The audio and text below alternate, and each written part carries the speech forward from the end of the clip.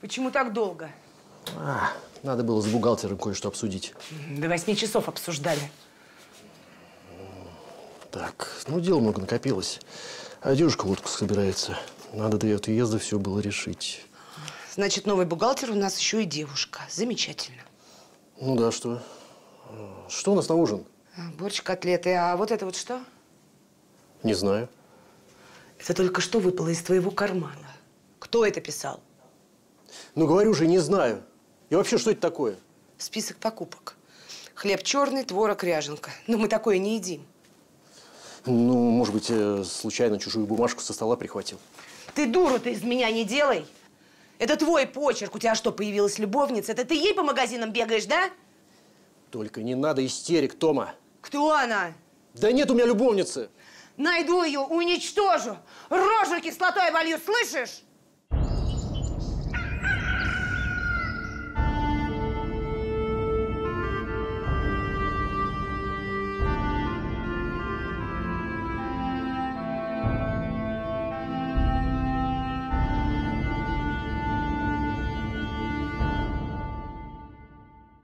Тамара была замужем за Ильей уже почти 20 лет.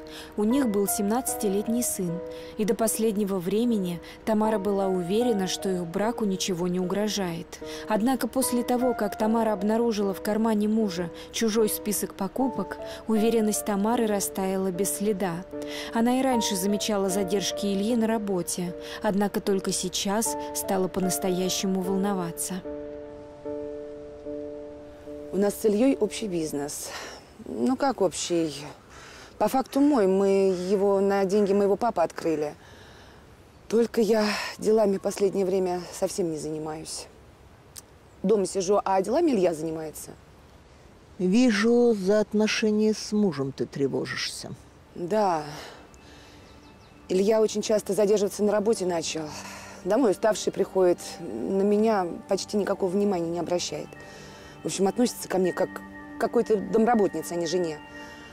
А недавно я у него список покупок нашла. Только там те продукты, которые мы не едим. Понимаете, к чему я клоню? Мне кажется, у него есть любовница. Вижу, ты принесла мне что-то. Ну, так записку эту. Дай сюда. Да. Я хочу знать, обманывает меня мой муж или нет. А то, может, я и правда себе все надумала. Вижу, из-за этой бумажки вы поссорились. Да, я ему сразу скандал устроила. А потом решила список этот взять, вам показать. Ну, мало ли, вдруг пригодится. Это ты правильно сделала. Возьми эти спички и бумажку сожги. Зачем? Это же улика. Делай, что велят.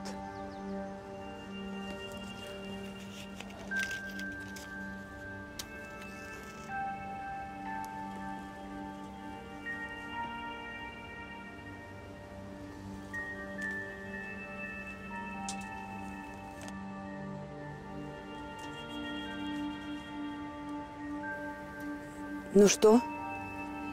Измену вижу. Не верен тебе муж. Я так и знала, не подвело меня чутье. Вот гадина. Кто она, любовница моего мужа? Можете мне сказать, а? Могу, но не стану.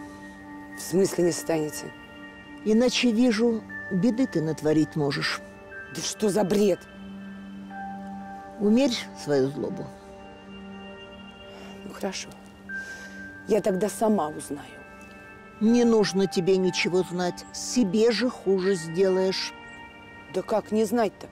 Вы вообще сами понимаете, что вы такое говорите? Она в мою семью влезла. Нет, я уничтожу эту гадину.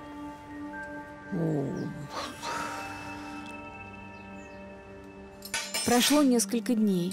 Илья задерживался на работе так же, как и раньше. Тамара не могла его ни в чем уличить. Доказательств измены, кроме слов бабы Нины, у нее не было. У нас с твоим папой, сынок, в последнее время возникли недопонимания. Что-то серьезное? Да нет, ничего, поставь борщ. Это потому, что он задерживается на работе? Вот видишь, ты и сам все прекрасно понимаешь.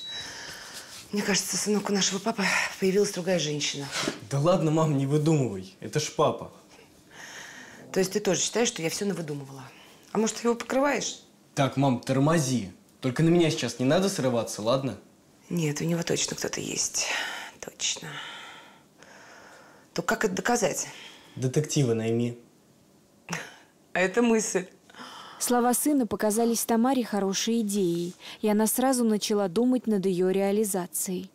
Как я раньше сама не догадалась. Я пошутил. Ты же это понимаешь? Ну, конечно. Тамара действительно решила нанять Присаживайтесь. частного детектива, чтобы проследить за мужем. Итак, вы подозреваете мужа в измене, а у вас есть варианты, кто может быть его любовницей? Понятия не имею. Я на работе лет 100 не появлялась. А может быть, это вообще кто-то со стороны. Но я как только узнаю, кто это, все волосы ей повыдергиваю. Вот фотография моего мужа. Солидно выглядит, сразу видно бизнесмен. А молоденькие таких любят. С чем связан бизнес мужа? Да так, купля-продажа автозапчастей. Сколько будут стоить ваши услуги? Сами услуги недорого, 40 тысяч, но плюс расходы, бензин, оборудование. Вы сумму назовите. 100 тысяч. Здесь 50, остальное получите после того, как сделаете работу. Что-то еще нужно? Да. Адрес работы мужа. Пройдемте на кухню, я запишу, и вам пора. А то скоро сын придет. Не хочу, чтобы он вас видел. Хорошо.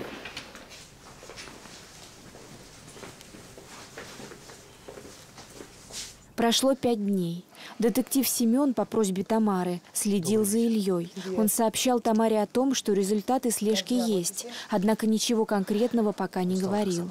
Тамара старалась вести себя с мужем, как обычно. Нет, я на работе поел. Странно, насколько я помню, у нас рядом с офисом нормального кафе нет. Уже есть. Вот как интересно. И когда же это успели открыть? Да уже как полгода работает. Слушай, ничего себе, как я давно в офисе не была. Надо будет наведаться. Зачем? Ну как зачем? Вообще-то у нас с тобой общий бизнес, если я не ошибаюсь. Все верно, но сейчас не лучшее время. Почему? Слушай, а чего ты так задергался-то? Ну, я же говорил, какие у нас проблемы. Давай я все решу, а потом делай, что хочешь. Ну так, может, я помогу? Только мешать будешь. Я все держу под контролем. А может быть, ты не хочешь, чтобы я застукала тебя с твоей любовницей?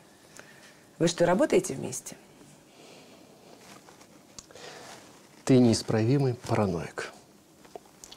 Тебе кто-нибудь об этом говорил? Да, ты. Илюш, ну что я должна думать, если ты на меня внимания вообще не обращаешь? Может быть, я тебе уже не интересна? Ну, что за глупость? Тамара понимала, что внезапная страсть мужа была неискренна, и он просто отвлекал ее внимание. Прошла неделя. Наступил день, когда Тамара должна была получить отчет о расследовании детектива. Добрый день, Семен. Ну что вы мне расскажете? К сожалению, новости неутешительные. Изменяет гад. Да. Так я и знала, а? Но я ж не дура, все видела. Что это у вас? Это документы, фотографии и передвижения. Ну, показывайте. Вот это Ольга Владимировна Смирнова, 25 лет, сотрудница вашей с мужем фирмы. Ну, зачем мне она? А вот на этой фотографии Ольга Владимировна с вашим мужем. Теперь понятно все. Это она. Да. Давайте все фотографии, что вы тянете? Тамара получила, чего хотела. У Тамары были доказательства измены мужа, но это ранило ее сильнее, чем она думала. Кем работает? Младший бухгалтер. Но скоро повышение. Понятно, за какие заслуги. Фотографии я забираю. Тамара много думала о том, как проучить любовницу мужа, и придумала коварный план. Спустя несколько дней Тамара принялась за его реализацию. Женщина хотела отомстить любовнице мужа и готова была использовать для этого любые методы. В офисе мужа Тамара подменила важные документы, чтобы подставить Ольгу.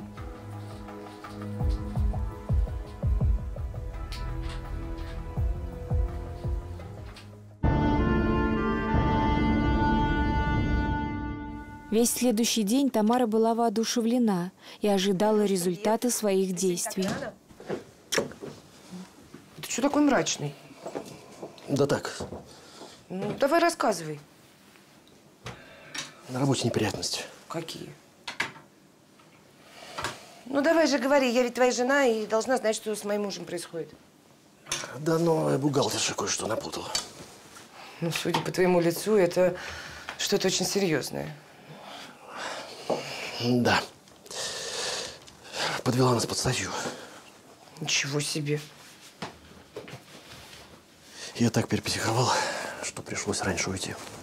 Кошмар какой. И что теперь этой бухгалтерше светит? Да ничего, я все уладил. В следующий раз умнее будет. Илья, в смысле, какой следующий раз? Ты что, ее не уволил? Нет, конечно. Почему? Но она молоденькая еще. Простил на первый раз. Илья! Что? Я ее повышения лишил. Что у нас на ужин? План Тамары провалился, и это еще сильнее разозлило ее. А я и без вас вычислила, с кем мой муж связался. Что же тебе от меня надо? Вижу, не с добром ты ко мне пришла.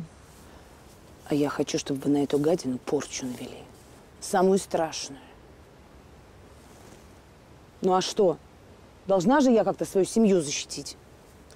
В этом я тебе помогать не стану. Почему? Не в моих правилах людям лихо делать. Зачем я к вам второй раз приехала? Найти ее не помогли, и избавиться тоже помочь не хотите. Я советом подсказать могу, от беды отвести. Но таким, чего ты просишь, не занимаюсь. И тебе не советую. Ну, понятно. Ладно. Раз вы мне помочь не хотите, я сама все сделаю. Первый раз обошлась, и в этот справлюсь. Остановись. Беда будет, если продолжишь, что задумала. И не подумаю. Послушайте, бабушка, она плохого не посоветует. Своим поступком ты все равно ничего не решишь. Это еще почему? Вижу, судьбы ваши с мужем разойтись должны. Хочешь ты того или нет? Да как это так? Мы вместе 20 лет. Нет, я так просто свою семью разрушить не дам. А ты не бойся. Если отпустишь своего Илью, счастлива будешь. Это я ясно вижу. Нет, я не хочу. А не послушаешь, беде быть. Зря я к вам пришла. Пойду я. Вижу, свидимся еще. Нет, я к вам больше не приеду. Смысл? Толку никакого. Не понимаю, почему вас люди расхваливают. Аня, проводи Тамару. Хорошо, бабушка. Тамара не хотела терять мужа, а потому решила не слушать совета бабушки. Женщина была твердо намерена сама разобраться с любовницей Ильи. На следующий день она взяла в отделе кадров адрес Ольги и отправилась к ней домой.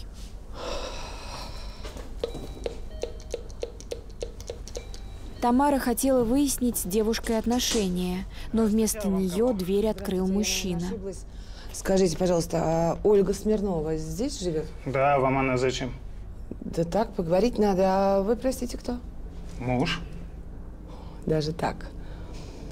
Ну, Ольги сейчас нету, она будет ближе к вечеру. Может, ей что-то передать? Да, передайте. Скажите ей, что если я ее еще хоть раз возле своего мужа увижу, я ей голову оторву. Какого мужа? Да-да, ваша жена изменяет вам с моим мужем. Этого быть не может. А вы вот сами посмотрите. Глазам не верю. Вам не показалось странным, что ваша жена в последнее время очень часто задерживается на работе? Оля говорила, что дел много. Теперь понимаете, каких? Я оставлю? Конечно, считаете это подарком. Может, не переживать. Я с Олей доходчиво поговорю.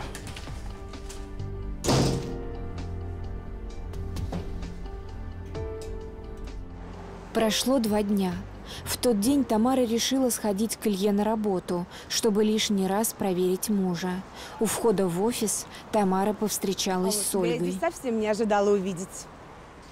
Не переживайте, я уже написала заявление на увольнение, так что вы меня здесь больше не увидите. Давно пора. Подожди. А это тебя муж так разукрасил?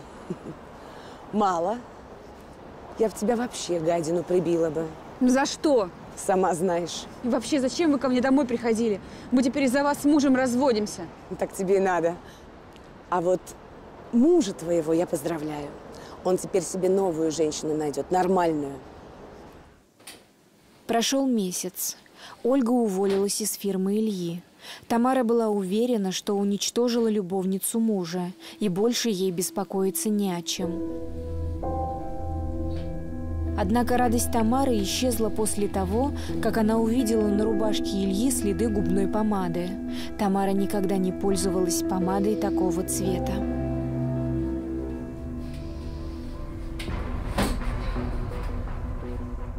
Я же избавилась от этой гадины от Оли, любовницы мужа. Вот откуда это? У него что?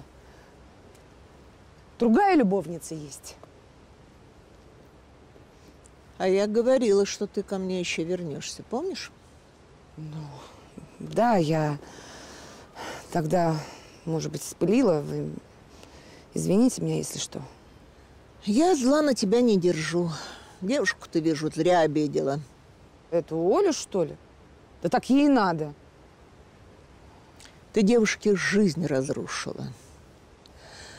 Это плохо, в первую очередь для тебя. Примета есть такая. Если кого зазря обидишь, счастья 3 года не видать. Ничего себе, зазря. Что вы такое говорите, а? Она у меня мужа увезти хотела. А может быть, вам фотографии показать? У меня вот парочка осталась. Покажи. А вы внучку позовите, пусть она посмотрит и подтвердит. Я и сама все вижу. А еще вижу обман. Ну, конечно, они же меня, как дурочку, столько времени вокруг пальца водили. Нет, тут другое. Ты к человеку обращалась, чтобы за мужем следил. Ну, да, к детективу. Тебе нужно с ним еще поговорить. Зачем? Надо. Возьми. Когда встретишься с ним, этим пряником угости. И скажи, я все знаю. Ясно? Не совсем. Сделаешь, как я велю, правда перед тобой раскроется. Ну, хорошо.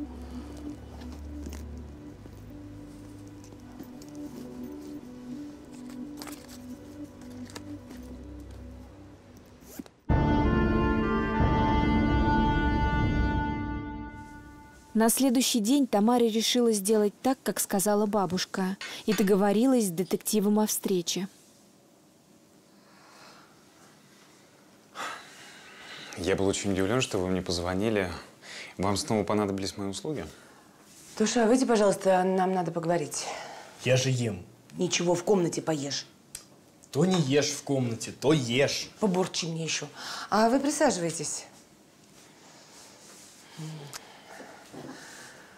Я вас пригласила по поводу Ильи. У вас какие-то претензии к моей работе?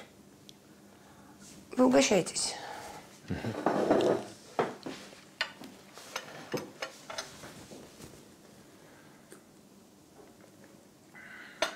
Я все знаю.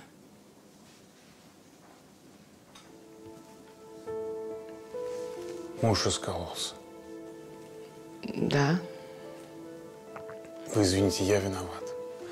Я никогда до этого так не поступал в качестве компенсации. Я готов выполнить бесплатно любое ваше задание. Ну и для начала я хочу, чтобы вы рассказали все, как было на самом деле. Подробнее. Да что там рассказывать? Я как только за вашим мужем следить стал, он меня сразу вычислил. И что? И мне пришлось ему все рассказать. То есть он сразу знал, что за ним слежка? Да.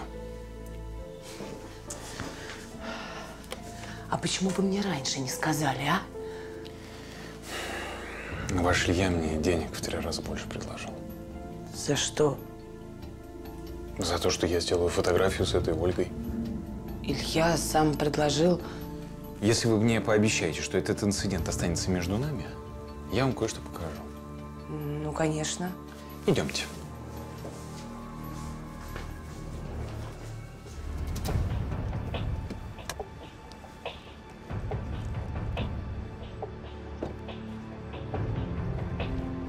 Детектив отвез Тамару к незнакомому дому, где на детской площадке Тамара увидела своего мужа с другой женщиной и ребенком. Тамара была в растерянности. Что происходит? Это что, его любовница еще одна? А вы у мужа своего спросите. Ольга, как я понял, вообще тут ни при чем.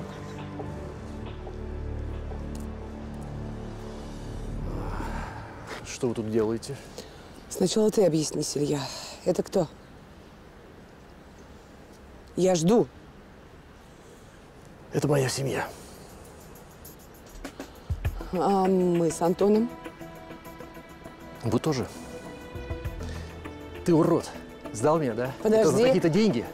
А это Оля, которой я выжила. Она кто?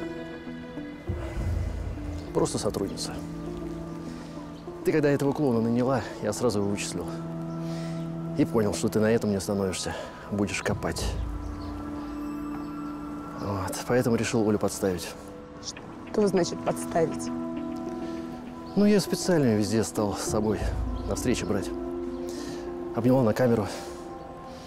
1 раз даже в губы поцеловал. Ну, хотя за это потом пощечину получил. Зачем ты это сделал? Да потому что ты, когда этот список с продуктами нашла, с катушек слетела. Ты не в себе. Все, что угодно могла сделать. Вот я и решил семью обезопасить. Этого твоего детектива перекупил. То есть у вас с Олей ничего не было? Нет, конечно. Получается, я действительно зря девушке жизнь испортила. И давно у тебя другая семья? 4 года.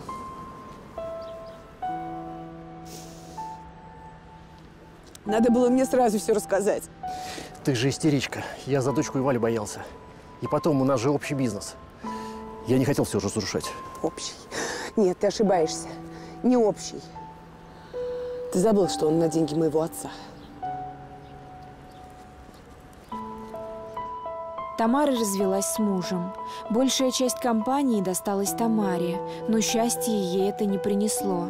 Тамара быстро разорилась, и фирма закрылась. Сын Ольги Антон вскоре женился и съехал от матери. Теперь Тамара живет одна. Бабушка говорит, что у Тамары все будет хорошо, но должно пройти 3 года. Ведь того, кто человека незаслуженно обидит, 3 года ждут неприятности. Так с Тамарой и произошло.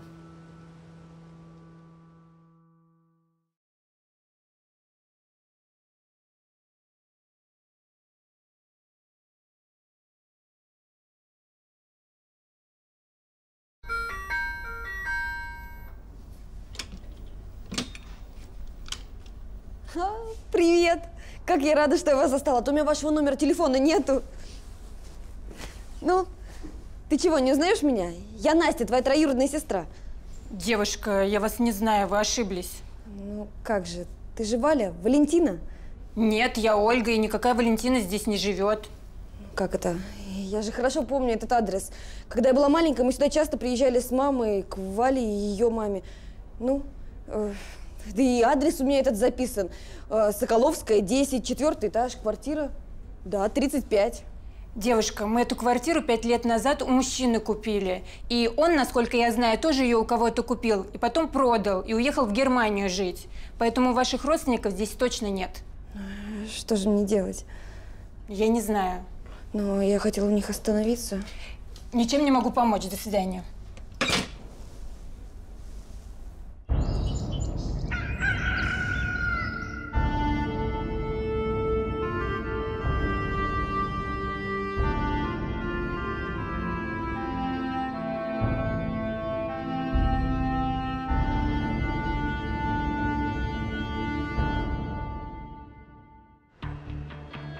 Настя Еремеева месяц назад потеряла работу. В их поселке найти новую должность было сложно, и девушка решилась переехать в областной центр, в Рязань. Тем более, что в Рязани жила ее родня. Но приехав по знакомому адресу, своих родственников Настя там не застала. Кое-как устроившись, девушка отправилась к нам. Настя много слышала о бабушке и надеялась, что она сможет ей помочь. Я всю жизнь жила в небольшом поселке и никуда не собиралась туда уезжать.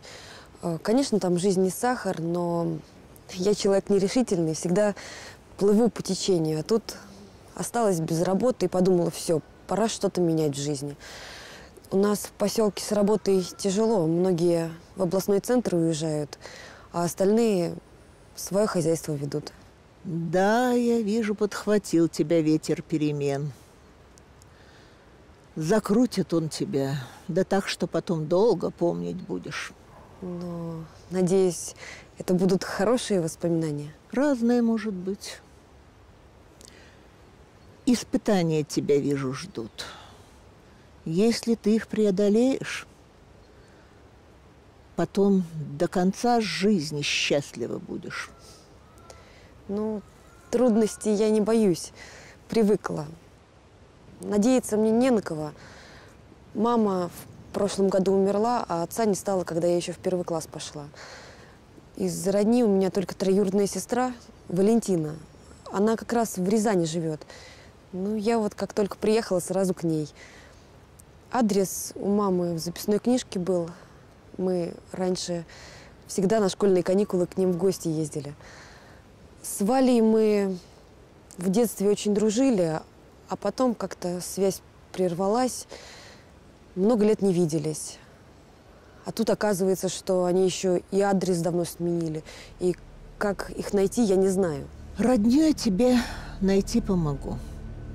Вижу, тебе это нужно. Дай мне свою правую руку.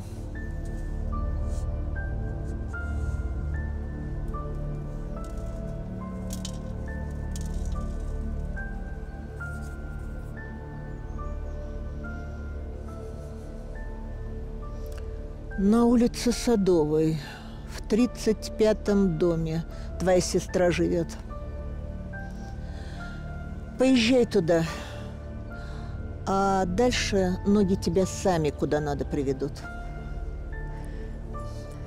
Спасибо, спасибо вам большое.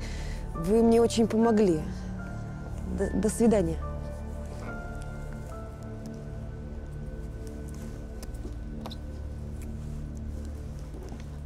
На следующий день Настя поехала по адресу, который дала ей бабушка.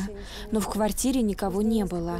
Настя разговорилась с соседом, и тот сказал, что по этому адресу действительно жила девушка по имени Валентина. Настя решила ее дождаться. А вот, кстати, она. Здравствуйте. Что-то случилось? Здравствуйте. Меня зовут Настя. Я ищу свою троюродную сестру. Мы не виделись с самого детства. Мне сказали, что она теперь здесь живет. Вы Валентина? Да, но я вас не знаю. У меня была сестра Настя, но она была очень полной девочкой. Да-да-да, я была еще та толстушка. Ой, а здесь я тебя узнаю. Настя, неужели это ты? Ну. Слушай, ты потрясающе выглядишь. Как тебе удалось так похудеть? Ну, перестала есть всякие гадости. Ну, я рад, что вы нашли сестру. Всего доброго. До свидания. Ну, что мы стоим? Давай зайдем в дом. Расскажешь, какими ты здесь судьбами? Все вместе отдыхали. Настя была счастлива, что ей удалось найти родственницу. Тем более, что Валентина весьма радушно встретила ее. Они говорили уже несколько часов и никак не могли наговориться. А чем ты в Рязани планируешь заниматься? Ну, я устроилась в турагентство менеджером. Всегда мечтала об этой работе. У нас ведь в поселке нет таких агентств. Понятно. А я как раз ищу другую работу. Ну, на то и мало платят. Как раз хотела устроиться в какое-нибудь турагентство бухгалтером. Я экономист по образованию. Слушай, ну, может быть, я тогда узнаю у своей начальницы? Может быть, она тебя возьмет? Это было бы здорово. Ну, все, завтра узнаю. А где ты живешь? У вас же ведь не было своего жилья. Вы у нас всегда останавливались. Ну, у нас была маленькая квартирка в поселке. Я ее продала. Но этих денег даже на комнату здесь не хватит. придется подкопить. Пока живу в общаге. Правда, там со мной в комнате еще 3. Но зато дешевле. 3. С ума сойти можно. А они хоть нормальные? Ну, не очень.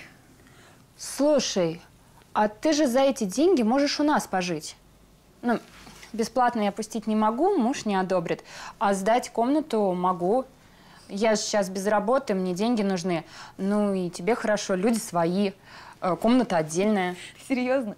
Я с удовольствием у вас поживу. Настя переехала к Валентине и ее мужу. Коле не очень нравилось такое соседство, но Валентина с утра до вечера бегала по собеседованиям, и заботу о доме взяла на себя Настя. Она очень хотела угодить Коле. Конечно. Я тут сырники приготовила. О, так чего ты молчишь? Давай сюда свои сырники.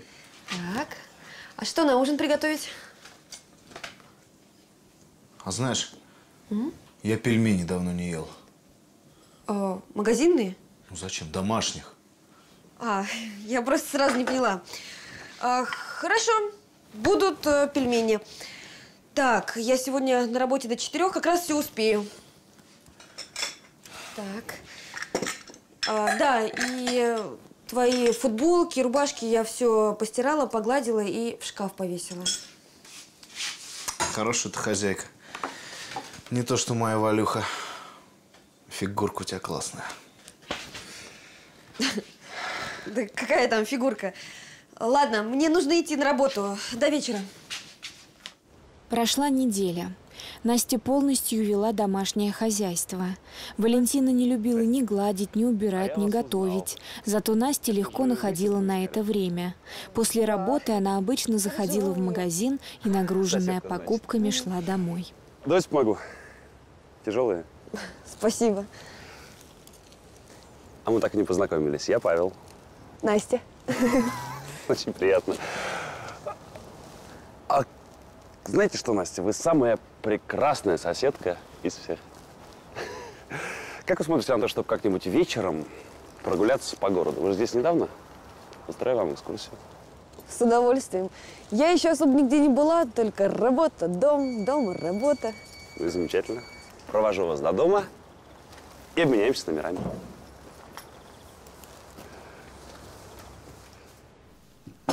Уже месяц Настя жила у родственников.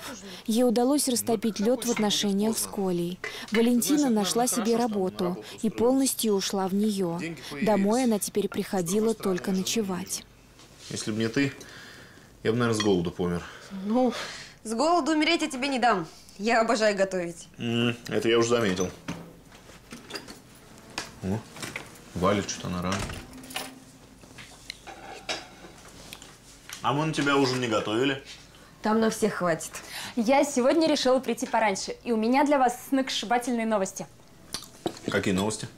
Меня пригласили на собеседование в одну очень известную туристическую компанию. И они ищут руководителя финансового отдела. Ну вот, Зоя Филипповна теперь расстроится. Ты ведь у нас всего лишь месяц отработала и уже увольняешься. Не везет нам с этим. За полгода 5-й бухгалтер увольняется. Да, некрасиво вышло. Спасибо, что помогла мне к вам устроиться. Мне это очень помогло. Просто я в эту компанию резюме уже 3 раза отправляла. И ничего, а тут они позвонили. Но я просто не могу отказаться, это же мой шанс. Так что я уже купила билет и завтра уезжаю. Уезжаешь? Куда? Ну так компания в Москве, и работать я буду в Москве. А у мужа ты не хочешь спросить? Ну, Коленька, ну мы же с тобой давно мечтали перебраться в столицу. А теперь, если меня примут, то мы сможем с тобой наконец переехать. Ну, ты же таксист, ты же везде работу себе найдешь. Ну? Ну ладно, поезжай, посмотри, а там видно будет. Меня не будет 4 дня. Справитесь без меня? Конечно. Езжай, не переживай. А мы будем за тебя кулачки держать. Спасибо, сестренка. За Колей присмотри, чтобы не хулиганил. Ух ты, а мне борща? Сейчас все будет.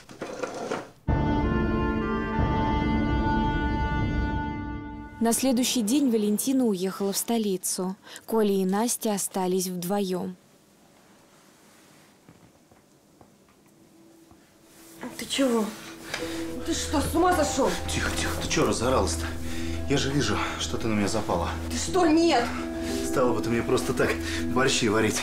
Если ты за Валю переживаешь, то не бойся, она ничего не узнает. Отстань от меня! Настя почти 1,5 часа просидела на лестнице. Ночью ей некуда было идти, а оставаться в одной квартире с Колей она боялась. Настя, ты можешь мне доверять. Что случилось? Тебя кто-то обидел? Ничего, все в порядке. Все в порядке, и поэтому ты сидишь посреди ночи на лестнице в одной пижаме на 3 этажа выше своей квартиры? Я прошу тебя, ни о чем меня не спрашивай. Ну, тогда переставай плакать и давай вставай. Зачем? Ну что, ты собираешься здесь сидеть? Ну а куда мне идти? Ну, раз уж мы около двери в мою квартиру, может, ко мне зайдем, чай выпьем? Настя так замерзла и устала, что приняла предложение Павла и решила у него переночевать. Вот. Все готово. Ты ляжешь здесь, а я в гостиной на диване. Знаешь, мне так неудобно. Давай лучше я на диване. Нет, там диван короткий, тебе будет неудобно. Тем более, ты должен остаться здесь. Ты ведь вон какой высокий. Я останусь здесь только с тобой. На следующий день, дождавшись, когда Коля уйдет из дома, Настя сходила за своими вещами. Она взяла только самое необходимое и переехала к Павлу. У него она жила до самого возвращения Валентины. Ну, Валь, спасибо, что приютили. Мне было у вас очень комфортно. Да не за что. Родственники все же. Как не помочь? А ты, если хочешь, ты оставайся. Нет, я уж лучше теперь буду жить со своим мужчиной. Но я буду совсем рядом, 3 этажами выше. Я так рада, что ты устроила свою жизнь. Вот скоро в Москву переедем. И ты хоть не одна. Да, теперь у меня есть Паша. Ну, хорошо вам там устроиться на новом месте. Вы приезжайте. Спасибо, сестренка. Обязательно приедем. Ну... Прошло 2 дня. Настя жила у Павла. Их отношения стремительно развивались. И Настя чувствовала себя абсолютно счастливой. Хорошо живешь, сестра.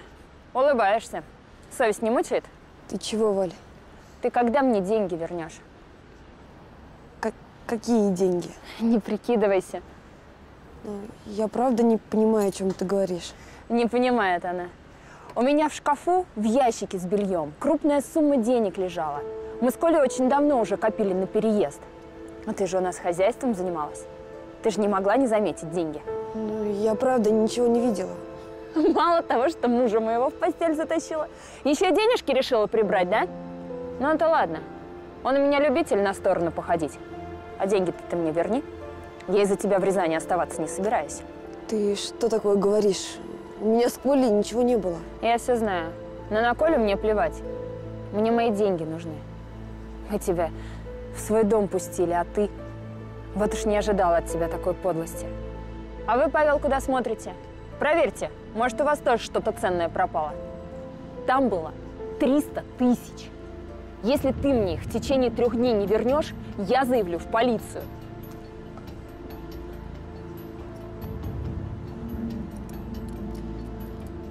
Настя, это правда? Конечно, нет. Я ничего у них не брала. Еще и деньги за квартиру платила. А с Колей у меня ничего не было. Подожди. Я же помню, как ты на лестнице сидела, когда я тебя встретил. Так значит, ты с Колей поругалась, а тут я. Ты же им просто отомстить хотел. Нет, между нами ничего не было. А? И твоя сестра просто так нервничает. Я твои вещи сам соберу и к сестре отнесу. Не попадайся мне больше на глаза. Паш. Паш, ну постой, подожди. Все было так хорошо. Я нашла свою сестру. Мы с ней подружились. Я жила у нее. Ну, вернее, снимала комнату. Познакомилась с соседом, с Павлом. У нас закрутился роман. А потом все в один миг рухнуло. Пришлось переехать в общежитие. Сестра обвинила меня в воровстве. У них пропала крупная сумма, и они подумали, что это я. Так что теперь, если не верну деньги, она заявит в полицию. Еще Валя сказала Паше, будто я с ее мужем Но это не так. А он поверил и бросил меня. Я вижу, ты по дому без тапочек ходишь. Ну да. Я всегда не любила тапки. У меня в них ноги потеют. Плохая это примета. От этого разные беды в жизни случаться могут. Надо тебе тапочки купить. Ну, а с Валентиной что делать? У меня отложены деньги за продажу квартиры в поселке. Я могу их отдать сестре, но тогда получится, что я признаю вину. А если не верну деньги, могут в тюрьму посадить. Деньги отдавать не смей и ничего не бойся. А Павел к тебе сам мириться придет. Только ты ему не верь. Не твой это человек. Бабушка, вы ошибаетесь. Мы с Пашей любим друг друга. Это просто недоразумение. Я уверена, что у нас все будет хорошо. Ладно. Наверное, зря я к вам приехала. Решу все по-своему.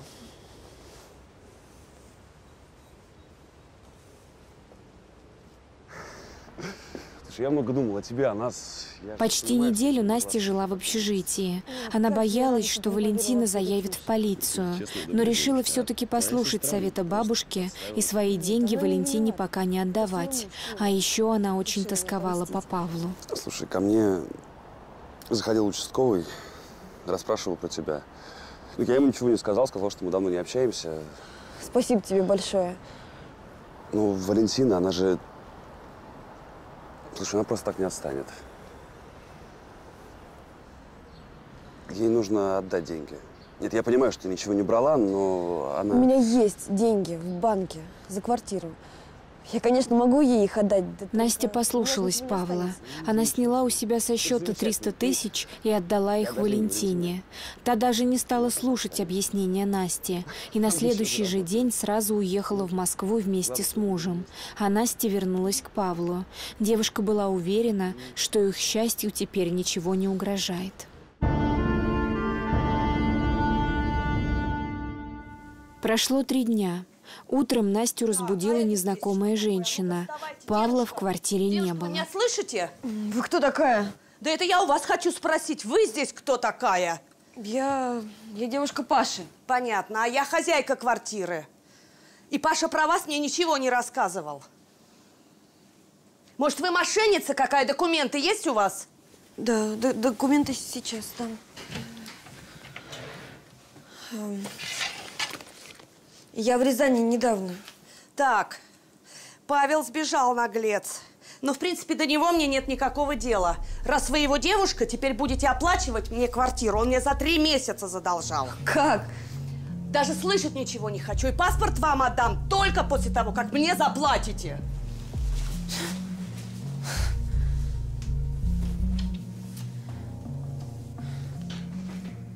Что же ты ко мне приехала, если советов моих не слушаешь?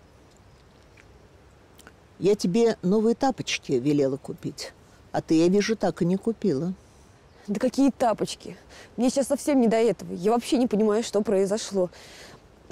Приходил Павел, убедил меня отдать Валентине деньги. Я его послушала, отдала сестре деньги, иначе она бы не успокоилась. К Паше уже приходил участковый насчет меня.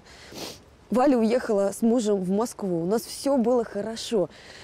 А тут 2 дня назад просыпаюсь, а Паша как сквозь землю провалился. Его вещей нет, телефон не отвечает. Я не знаю, что делать. Ко мне пришла хозяйка квартиры. Оказывается, Паша квартиру снимал. Он накопил большой долг, и мне пришлось за него отдавать. Теперь с продажи квартиры ничего не осталось. И мне пришлось вернуться в общежитие. Я все надеюсь, что Паша вернется. Я просто не понимаю, что произошло, почему он так со мной поступил. Ведь у нас все было хорошо. Не свидитесь вы с Павлом больше. И для тебя это к лучшему. А тебе нужно послушать меня. Новые тапочки купить. И в субботу утром к Валентине поехать. Да как же? Они ведь уехали. Сделай, как я говорю. Я вижу, все у тебя еще наладиться может. В субботу Настя купила новые тапочки и поехала к Валентине. К ее удивлению, дома был Коля. Выглядел он неважно. Ну, мало ли. А где Валя? Где? В Москве. Меня бросил, с любовником уехала. С любовником? Угу. Ну, с которым ты жила, с Павлом. То есть он меня бросил ради нее? Наивная это, Настя. Он и не был с тобой никогда. Как так? Так. Валька это все придумала. Она как узнала, что у тебя деньги за квартиру есть, она обезумела. Она просто целыми днями только об этом и говорила. А у них, оказывается, с Павлом давно уже роман был. И турфирму эту в Москве тоже она придумала. Уехать им надо было. А денег не было. А тут ты, наивная деревенская девочка с деньгами. Ну вот они все это и разыграли. И кражи никакой не было. Все это тоже она выдумала. Не имела она накоплений. А ты дура. Ей сама все деньги отдала. Еще и этому Павлу долг за квартиру закрыла. Если бы я об этом раньше знал, я бы, конечно, такого разводника бы не допустил. Слишком уж поздно как-то все вскрылось. А в итоге и тебя, и меня облапошили.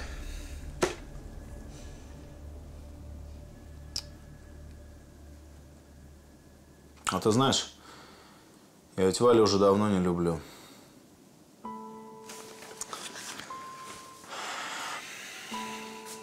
А вот когда ты к нам приехала, я сразу в тебя втрескался. Понимаешь, за мной так еще никто не ухаживал. У Вали все как-то не до меня было. Ну, теперь понятно почему. А ты другая.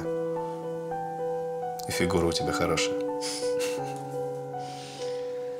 Настя после размышлений переехала к Коле. Он очень красиво за ней ухаживает. Про Валентину и Павла они стараются не вспоминать. Бабушка говорит, что если по дому без тапочек ходить, разные беды случаться могут.